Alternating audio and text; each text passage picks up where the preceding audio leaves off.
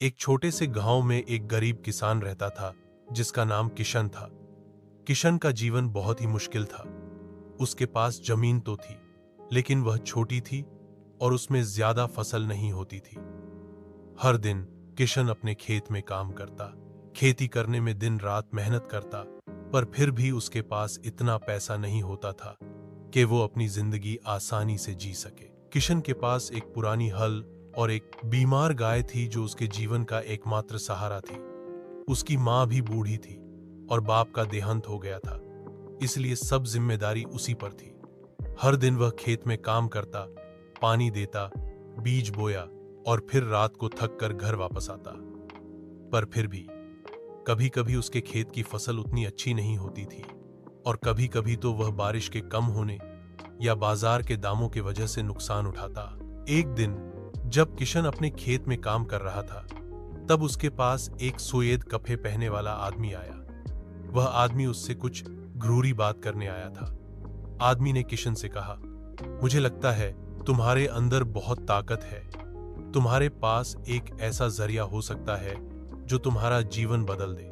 किशन हैरान होकर बोला, पर मेरे पास कुछ भी नहीं है, बस यही खेत है और थोड़ी सी जमीन। मैं किस तरह अपना जीवन बदल सकता हूं? आदमी ने मुस्कुराते हुए कहा, तुम्हारे पास एक खोज है, तुम्हें बस उससे पहचानना होगा।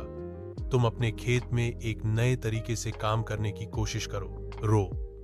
पिछली बार का अनुभव तुम्हें सिखाता है और आज तुम अपने फैसले से नए रास्ते ढूंढ सकते हो। किशन ने वह बात दिल में रखकर अगले दिन से अपने खेत में नए तरीके से काम करना शुरू किया। उसने खेत में कुछ नए उपकरण और तकनीक अपनाए और धीरे धीरे उसके खेत की फसल बढ़ गई। उसकी मेहनत रंग लाई और कुछ ही महीने में उसने अपने खेत को सुधार लिया। उसके पास ज्यादा फसल होने लगी और किसान अपने जीवन में सुख और समृद्धि देखने लगा। जब किसान की फसल बाजार में बेचने गई, तो उसने अपनी मां और अपने गांव वालों की मदद से अपने दोस्तों के लिए भी 6 सामान खरीदे।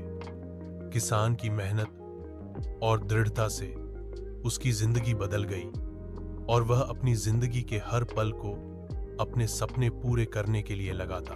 आज भी किसान अपनी जमीन में अपनी मेहनत और लगन से काम करता है, पर अब उसके पास अपने सपने, खुशी और अपने दोस्तों के साथ एक सुखद जीवन है। वह समझता है कि गरीबी और कठिनाइयों से कभी न कभी रास्ते निकल ही आते हैं, अगर अपने सपनों को सच करने की लगन हो।